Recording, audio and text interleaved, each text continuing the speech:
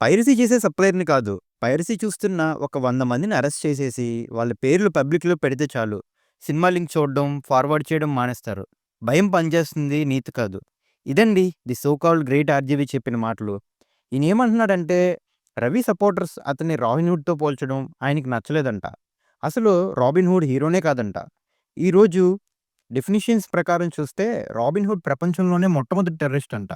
ఎందుకంటే డబ్బున్న వాళ్ళు రిచ్‌గా ఉండటమే నేరం అన్నట్టు వాళ్ళని దోచేసి, చంపేసి, లేని వాళ్ళకిస్తాడు. ఆలోచించండి, డబ్బు సంపాదించడం కూడా ఒక నేరమా అని అంటున్నాడు.